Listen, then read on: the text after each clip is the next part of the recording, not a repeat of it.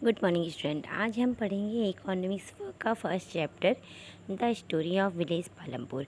सबसे पहले तो इस इकोनॉमिक्स क्या होता है। ओके, तो इकोनॉमिक्स मीन्स जो हमारी जिस सब्जेक्ट में हम इकोनॉमी के बारे में बात करें, मीन्स रुपए पैसे की बातें करें, मतलब जैसे कि आपको कोई चीज़ बनानी है या फिर कोई बिज़नेस करना है तो उस बिज़नेस में कैसे सामान आ रहा है जा रहा है, तो उसके लिए आप मनी को किस तरह से यूज़ कर रहे हैं।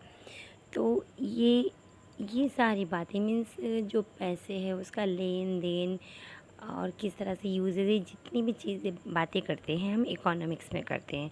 ठीक है, जो इकोनॉमी टर्म है इससे हम जान सकते हैं कि मीन्स रुपए पैसे की बातें हो रही हैं। अभी तक आपने 8th तक इकोनॉमिक्स नहीं पढ़ी थी, लेकिन 9th से आप इकोनॉमिक्स पढ़ेंगे।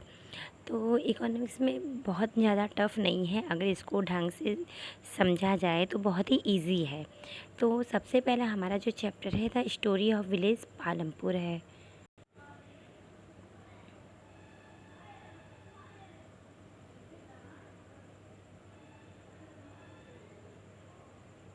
ये जो पालमपुर विलेज है इसमें 450 फैमिलीज़ रहती है, और उसमें से 450 फैमिली में से जो 80 फैमिली है वो अपर कास्ट की है। ठीक है, और बाकी और जो इसमें है वो एससी यानी कि जो दलित वर्ग है, मजदूर वर्ग है, उनके घर रहते हैं। और सबसे बड़ी बात क्या है, अब जो अपर कास्ट के हैं लोग, उनके पास जो लैंड है वो भी ज़्यादा अमाउंट में है।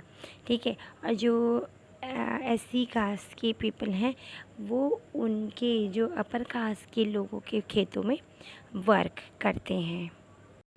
और जो अपर कास्ट के लोग हैं उनमें ब्रिक के प्लास्टर लगे हुए अच्छे अच्छे बड़े बड़े घर हैं। जो लोअर कास्ट के लोग हैं उनके घर जो है स्ट्रॉ और मड यानी कि मिट्टी से बने हुए, जिसमें ना डाल देते हैं ऊपर झोपड़ी टाइप का, उस टाइप का घर बना हुआ है। और पालमपुर एक ऐसा गांव है जहां इलेक्ट्रिसिटी भी है, 2 वहाँ प्राइमरी स्कूल है, एक हाई स्कूल है, और वहाँ पे प्राइमरी हेल्थ सेंटर होने के साथ साथ एक डिस्पेंसरी भी है। अब यहाँ पे ये तो छोटा सा इंट्रो था विलेज के बारे में, पालमपुर जो विलेज है उसके बारे में, कि किस तरह के लोग वहाँ रहते थे और कैसे कैसे कास्ट के लोग थे, उनका घर कैसे था। ठीक है, और अब होता है कि प्रोडक्शन की ऑर्गेनाइजेशन ऑफ प्रोडक्शन। ठीक है, कि अगर कोई लोग रह रहे हैं किसी जगह पे तो वहाँ पे चीज़ों का प्रोडक्शन भी होना चाहिए। ठीक है, और तो प्रोडक्शन किस लिए, किस चीज़ का होना चाहिए। ठीक है, तो प्रोडक्शन जो है गुड्स एंड सर्विसेज का होना चाहिए जो हमें चाहिए। ठीक है, ऐसा तो है नहीं कि प्रोडक्शन आप उस चीज़ का आपने किसी कंपनी लगा दी और उस कंपनी से वैसी सारी चीज़ें बना रहे जिसकी हमें ज़रूरत ही नहीं है। ठीक है, तो ऐसा नहीं होता है, हमेशा उन चीज़ों का प्रोडक्शन किया जाता है जिसकी हमें ज़रूरत है।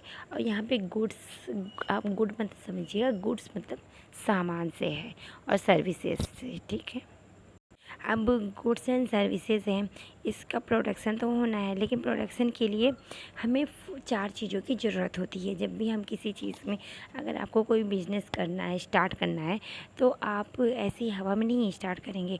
जब भी आप स्टार्ट करेंगे तो उसके लिए कुछ ना कुछ रिक्वायरमेंट होती है। तो हम देखते हैं कि इसमें क्या क्या चाहिए। सबसे पहले तो हमें कोई भी कंपनी खोलने के लिए लैंड की ज़रूरत पड़ती है, क्योंकि हम कोई भी कंपनी कहीं भी नहीं खोल सकते हैं, और उसके लिए लैंड चाहिए। और लैंड में क्या, लैंड जो है एज ए रिसोर्स वर्क करता है यहाँ पे। ठीक है, और उसमें कुछ अदर नेचुरल रिसोर्सेज भी होने चाहिए, जैसे कि फॉरेस्ट है, वाटर है, मिनरल्स है, अलग अलग तरह की चीज़ें होनी चाहिए। सेकंड है हमारा लेबर। अब लेबर जो है, अब हम अगर कोई कंपनी लगा रहे हैं तो कंपनी में सिर्फ अकेले तो वर्क करेंगे नहीं, तो हमें अदर अदर लोगों की ज़रूरत पड़ेगी। अब जैसे हम एक कंपनी लगा रहे हैं कपड़ा मेकिंग की। ठीक है, और जब क्लॉथ मेकिंग की वो बना रहे कंपनी लगा रहे हैं, तो उसमें क्या करेंगे, तो वो हम अकेले तो बनाएंगे नहीं, तो हमें लेबर चाहिए होगी जो कि हमारी हेल्प करे उस चीज़ को प्रोड्यूस करने में, उस चीज़ का प्रोडक्शन करने में। ठीक है, अब जैसे कि अगर आपको वो ऐसे क्लॉथ बनाने जो रेडीमेड है, रेडी टू वेयर है, तो सिर्फ कपड़ा देने से हो जाएगा? नहीं ना, आपको ऐसे लोग चाहिए जो कि क्या होने चाहिए, उनको सिलाई आती है, जो सिल सके, तभी तो आप बेचेंगे रेडीमेड क्लॉथ। तो इसलिए लेबर चाहिए। अब लेबर जो है वो स्किल्ड भी चाहिए, अनस्किल्ड भी चाहिए। अब आप ये कहेंगे स्किल्ड और अनस्किल्ड क्यों चाहिए, तो देखिए स्किल्ड वो जैसे कि किसी को वो शर्ट बनानी है, तो शर्ट बनाने के लिए आप किसी को भी नहीं कह सकते ना कि हाँ कि आप बना दो। जिसको आएगा बनाना, जो एक्सपर्ट होगा वही तो बनाएगा। तो जो एक्सपर्ट है वो क्या स्किल्ड है। अब अनस्किल्ड क्यों चाहिए, तो जो आप रॉ मटेरियल कपड़ा किसी कंपनी से ख़रीदेंगे या फिर जो अपना बना हुआ कपड़ा कहीं मार्केट में बेचेंगे, तो लोडिंग अनलोडिंग का काम ये सब करने के लिए अनस्किल्ड लोग भी, मतलब उसके लिए कोई परफेक्ट की तो ज़रूरत है नहीं, उनके तो जो अनस्किल्ड है तो वो भी काम कर लेंगे। ठीक है, ऐसे ही एजुकेटेड पर्सन जो अकाउंट वगैरह सब संभाल लें वो भी चाहिए, एजुकेटेड भी चाहिए जो कि अकाउंट के अलावा अदर जो वर्क है, मशीनरी का वर्क है, अदर वर्क वो संभाल लें। तो मीन्स लेबर में आपके क्या बोलते हैं, skilled unskilled, educated uneducated type of work, कैसा वर्क है, कैसा नेचर है वर्क का, उसके अकॉर्डिंग हमें लेबर चाहिए होता है। इसके बाद आता है कि फ़िज़िकल कैपिटल। अब कैपिटल क्या होता है, कैपिटल से मतलब आप कह सकते हैं कि कैपिटल से हमारा टूल्स भी हो सकता है, हमारे वैसे तो पैसे में आता है, ठीक है, जो हम यूज़ कर रहे हैं अपने कंपनी में लगा रहे हैं वो कैपिटल होता है। ठीक है, अब इसमें क्या है, फिजिकल कैपिटल क्या होता है, variety of inputs required at every stage during production.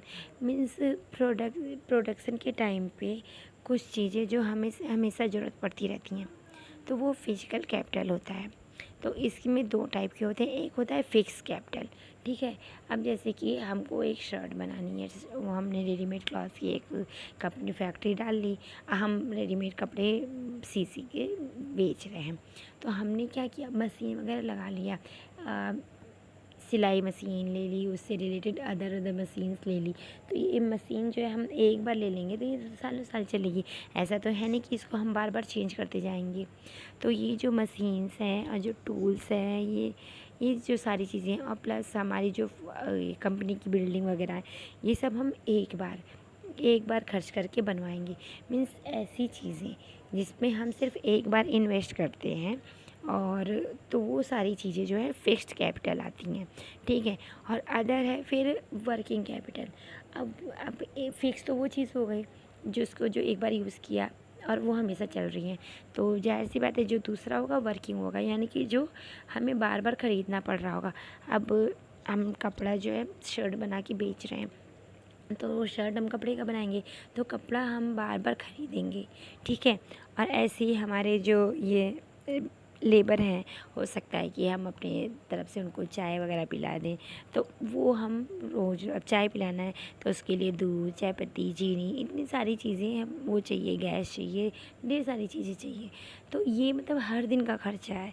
तो मीन्स वो खर्चे जो हमें हर दिन करना है, जिन चीज़ों में हर दिन हमें इन्वेस्ट करना है, वो होता है वर्किंग कैपिटल। आई होप आपको फिजिकल कैपिटल, फिक्स्ड कैपिटल और वर्किंग कैपिटल समझ में आ गया होगा। ठीक है, अब फोर्थ है हमारा ह्यूमन कैपिटल। अब यहाँ पे स्टूडेंट्स क्या होता है, लोग लेबर में और ह्यूमन कैपिटल में कंफ्यूज होते हैं। तो लेबर वो जो आपके लिए वर्क करे, ठीक है, और जो स्किल्ड अनस्किल्ड हर टाइप का चलेगा, लेकिन जो ह्यूमन कैपिटल उसको बोलेंगे कि आपके अंदर जो स्किल है, जिस चीज़ की नॉलेज है, उसको हम ह्यूमन कैपिटल बोलेंगे। ठीक है, अब जैसे आप है, आपने एक कंपनी लगा दी, उस कंपनी के बेसिक के बारे में आपको कुछ पता नहीं है, तो आप ह्यूमन कैपिटल नहीं कहलाएंगे। लेकिन जिस चीज़ की आपने कंपनी लगाई है, हम अपना एग्जांपल लेते हैं क्लॉथ मेकिंग का, तो रेडीमेड क्लॉथ मेकिंग का, आप गए बाहर, आपने ट्रेनिंग ले ली कि हाँ कि कैसे हम रॉ मटेरियल कलेक्ट करते हैं, वर्क करवाते हैं, कैसे हम उसको सोल्ड करते हैं, सारी चीज़ें, और कैसे प्राइस उस पे लगाते हैं, क्या क्या उसमें चेंजेस होने चाहिए समय के साथ, आपने पूरी ट्रेनिंग ली है। तो ट्रेनिंग के बाद आपके अंदर जो नॉलेज आई है, तो उस नॉलेज के हिसाब से आप जो है ह्यूमन कैपिटल में कन्वर्ट हो गए हैं। अब फिर हम अपने पालमपुर पे आते हैं। तो फार्मिंग इन पालमपुर में किस तरह की फार्मिंग होती है, कैसे होती है, ठीक है। तो जो लैंड है वो लिमिटेशन में है, मतलब फिक्स है वहाँ पे। अब जो लैंड है, जितने एरिया में वहाँ पे फार्मिंग होती है, वो पूरे एरिया में, जो फर्टाइल एरिया है पूरे एरिया में फार्मिंग होती है। उसमें कोई भी एरिया बचा हुआ नहीं है, छूटा हुआ नहीं है जिसमें कि फार्मिंग ना हो।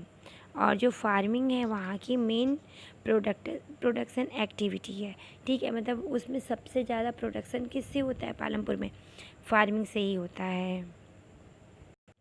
अब क्या है, अब जो ये लैंड एरिया है हमने उसको क्या है, वो प्रैक्टिकली फिक्स्ड है, ठीक है। हम उसको बढ़ा नहीं सकते, कम नहीं कर सकते। तो एक तरह से हम उसको बाध्य हो गए हैं कि नहीं, कि बस हम इतने ही एरिया में कर सकते हैं। तो इस वजह से ये क्या है, कॉन्स्टेंट हो गया है। और पहले ही बता दिया है कि जो इसमें कोई भी लैंड लेफ़्ट ओवर नहीं है, बचा। जो पालमपुर के फार्मर हैं ये क्या ग्रो करते हैं, ये जो रेनी सीज़न है उसमें खरीफ, जो ये देखिए, एक क्वेश्चन ये भी आता है कि हम रबी की फ़सल कब लगाते हैं, खरीफ की फ़सल कब लगाते हैं, ठीक है। तो क्या बोलते हैं, याद रखिएगा कि हम रेनी सीज़न के बाद दिवाली आती है ना, तो दिवाली तीन, अगर देखा जाए हिंदी में 3 अक्षर उसमें आते हैं, दिवाली। तो और खरीफ अगर देखें तो उसमें भी 3 अक्षर आते हैं, खरीफ। तो इस तरह से याद कीजिएगा कि दिवाली के टाइम पे, यानी कि रेनी सीजन में, दिवाली के पहले रेनी सीजन होता है, उस टाइम पे खरीफ बोया जाता है। और जब विंटर के बाद होली आती है, तो होली में 2 वर्ड होता है। तो होली के टाइम पे जो फसल हमारी पैदा होती है वो होती है रबी की फसल। मेरे ख्याल से आपको ये ट्रिक समझ में आ गई होगी, ठीक है। तो जो फार्मर हैं वो रेनी सीज़न यानी कि खरीफ की फसल में ज्वार और बाजरा उगाते हैं। उसमें से कुछ उसके दाने जो हैं खुद के लिए भी रखते हैं, और उसके जो पौधे हैं अपने कैटल्स को खाने के लिए यूज़ करते हैं। और इसके बाद फिर अक्टूबर से दिसंबर के बीच में पालमपुर में पोटैटो उगाया जाता है। और विंटर सीज़न में रबी की जो फसल है उस समय गेहूँ बोया जाता है, ठीक है। और उसके साथ साथ एक और क्रॉप है शुगर केन, यानी कि गन्ना बोया जाता है। तो ये जो अदर है, ज्वार, पोटैटो, व्हीट, ये सब तो कुछ कुछ मंथ के लिए होता है, लेकिन शुगर केन जो है वो एक साल में बो दिया जाता है। वो एनुअल प्रोडक्शन है, ठीक है। यानी कि वो साल में एक बार बो करके पूरे साल चलती है, तब जाके वो पैदा होता है। अब यहाँ पे एक क्वेश्चन आता है कि जो फिक्स लैंड है, ठीक है, क्या हम उसमें जो अपनी प्रोडक्शन है उसको इंक्रीज़ कर सकते हैं, और अगर कर सकते हैं तो कैसे। तो इसका आंसर है कि हाँ, हम इंक्रीज कर सकते हैं। तो एक होता है मल्टीपल क्रॉपिंग, ठीक है।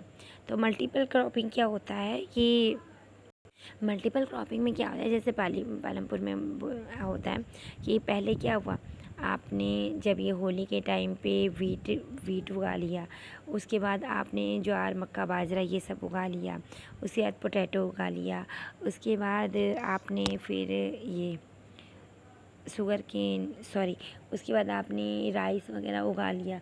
फिर समर में आपने क्या, ये फ्रूट्स वगैरह जैसे लेमन, वाटरमेलन, ये सब उगा लिया। और इस तरह से क्या, कुछ कुछ समय के साथ अब क्या हो रहा है, कुछ ना कुछ उगा रहे हैं, तो वो क्या है, मल्टीपल क्रॉपिंग है। तो इस तरह से भी हम प्रोडक्शन बढ़ा सकते हैं। और दूसरा होता है मिक्स्ड क्रॉपिंग। तो मिक्स्ड क्रॉपिंग में क्या होता है कि एक ही जो लैंडफिल है उसके 2 पार्ट कर दिए। एक पार्ट में क्या हुआ, हमने कुछ और बो दिया, और दूसरे पार्ट में हमने कुछ अदर चीज़ बो दी, ठीक है। तो सेम टाइम पे हम एक ही लैंड में क्या 2 अलग अलग चीज़ें मिल रही हैं, तो उसको क्या बोलते हैं, मिक्स्ड क्रॉपिंग। इसके बाद ये आता है, एक तो ये मल्टीपल क्रॉपिंग और मिक्स क्रॉपिंग से हम बढ़ा सकते हैं। इसके बाद होता है कि हम इरिगेशन के द्वारा भी बढ़ा सकते हैं। अब हम जो है पूरे साल कुछ ना कुछ बो रहे हैं। बारिश के सीज़न में, मानसून के सीज़न में तो बारिश होती रहती है, तो क्रॉप को प्रॉपर मॉइस्चर मिल जाता है। लेकिन अगर अदर टाइम पे क्या होता है, जब बारिश नहीं होती है तो पेड़ पौधों को पानी कहाँ से मिलेगा। तो उसके लिए इरिगेशन जो है बहुत ही अच्छा प्रोसेस है, जिससे कि क्या करते हैं, टाइम टाइम पे क्रॉप्स को पानी मिल जाता है, जिससे कि प्रोडक्शन इंक्रीज़ होती है। अब होता है कि जो मॉडर्न फार्मिंग मेथड है, मॉडर्न फार्मिंग मेथड मीन्स ये होता है कि high variety of seed, high yield variety means ऐसे सीड को यूज़ करना जिससे कि प्रोडक्शन ज़्यादा हो।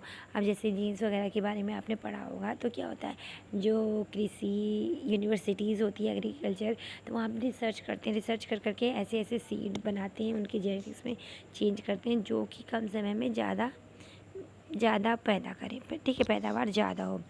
और उसके बाद मॉडर्न मशीनरी का यूज़ करते हैं। मॉडर्न मशीनरी कैसे, तो जैसे कि हम वो खुद प्लॉगिंग कर रहे हैं, उसकी बजाय ट्रैक्टर को यूज़ कर रहे हैं, थ्रेसर का यूज़ कर रहे हैं, तो इस तरह से। और केमिकल का यूज़, फर्टिलाइज़र है उसका यूज़ कर रहे हैं, इंसेक्टिसाइड का यूज़ कर रहे हैं, सारे कीड़े मकोड़े मर गए हैं।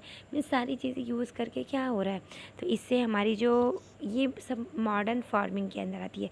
तो इस वजह से क्या होता है, हमारी जो फार्मिंग है उसमें प्रोडक्शन ज़्यादा होता है। इसमें एक पॉइंट ये भी है कि इलेक्ट्रिसिटी, तो इलेक्ट्रिसिटी कैसे हेल्प करती है। अब इलेक्ट्रिसिटी से क्या होता है कि इलेक्ट्रिसिटी है तो हमने क्या किया, वो इरिगेशन के लिए पंप वगैरह लगा लिया, तो पंप से क्या होगा, जल्दी जल्दी इरिगेशन हो जाएगा, ठीक है। तो इस तरह से चीज़ें वर्क करती हैं हमारे। और फिर यहाँ पे एक है कि 1960 की लास्ट में क्या हुआ था कि पंजाब, हरियाणा और वेस्ट उत्तर प्रदेश के जो फार्मर्स थे, उन्होंने हाई यील्डिंग वैरायटी के सीड यूज़ किए, इरिगेशन का अच्छा प्रोसेस यूज़ किया, केमिकल फर्टिलाइज़र यूज़ किया, पेस्टिसाइड्स यूज़ किया। तो इन सब से क्या हो गया, मतलब जो यील्ड था यानी कि जो प्रोडक्शन था उसमें बहुत ज़्यादा बढ़ोतरी हो गई। और उस टाइम पे जो बहुत ज़्यादा बढ़ोतरी हुई उसको एज ए ग्रीन रिवॉल्यूशन भी कहा जाता है, ठीक है। तो ये तो बात हो गई ग्रीन रिवॉल्यूशन की। लेकिन क्या विल लैंड सस्टेन, क्या लैंड जो है हमारा इस चीज़ को सस्टेन कर पाएगा। हम जो है जितनी उसकी लैंड से हमें मिलना चाहिए, हम उससे ज़्यादा उससे उपजा रहे हैं, तो क्या हमारा जो सॉयल है या हमारा जो लैंड है, हमारा जो फील्ड है, क्या वो सस्टेन कर सकेगा। तो इसमें तो इसका आंसर है नहीं। क्यों नहीं है, क्योंकि इससे क्या होता है, loss of soil fertility, soil की जो उपजाऊपन है वो धीरे धीरे क्या होता है, वो ख़त्म हो जाता है, ठीक है। क्योंकि मिट्टी में जो है इतने सारे मिनरल्स वगैरह होते हैं, सारे पेड़ पौधों को मिनरल चाहिए, वो सारे के सारे ले लेते हैं, फिर मिट्टी में कुछ बचा ही नहीं, तो मिट्टी क्या होगी, लेस फर्टाइल हो जाती है। और हमने क्या किया इरिगेशन के लिए, अब जब तक मॉडर्न फैसिलिटी नहीं थी, मॉडर्न फार्मिंग नहीं थी, तो जो नदी रहते थे, कैनाल रहते थे, तालाब, पॉन्ड, ये सब रहते थे, इससे ना कैनाल निकाल के, नाली निकाल के इरिगेशन होता था। तो जो वाटर टेबल था नीचे ज़मीन के अंदर का पानी, वो चेंज नहीं होता था, उसको हम लोग नहीं छेड़ते थे। लेकिन उसके बाद जब मॉडर्न फार्मिंग आया तो हमने क्या किया, पंप लगवा लिया, और जो ज़मीन के अंदर का जो वाटर टेबल था उससे पानी लेने लगे। तो क्या हुआ, तो वाटर टेबल डिप्लीसन हो गया, वो कम हो गया, ज़मीन के अंदर का जो अंडरग्राउंड वाटर है वो काफ़ी कम हो गया। और जब इंसेक्टिसाइड्स और केमिकल फर्टिलाइज ने इसको यूज़ किया, तो ये जो है मिट्टी में बहुत ज़्यादा दिनों तक नहीं रुकता है। क्या होता है, ये नीचे चला जाता है, ठीक है, वाटर टेबल को इससे पॉल्यूट करता है। जब बारिश होती है तो ये जो केमिकल्स है ये बह करके नदी नाले में चले जाते हैं, तो इससे वाटर पॉल्यूशन क्या होता है, फैलता है। पॉल्यूशन से इन्वायरमेंट को नुकसान होता है, जो पेड़ पौधे हैं नदी के किनारे, जीव जंतु हैं नदी में, और फिर उस पानी को हम लोग यूज़ करते हैं, तो क्या होता है, हम लोग को नुकसान पहुंचता है। तो कह सकते हैं कि जो लैंड है वो इन सारी चीज़ों को सस्टेन, मॉडर्न फार्मिंग को सस्टेन नहीं करता है। ओके स्टूडेंट, इस वीडियो में बस इतना ही। Thank you.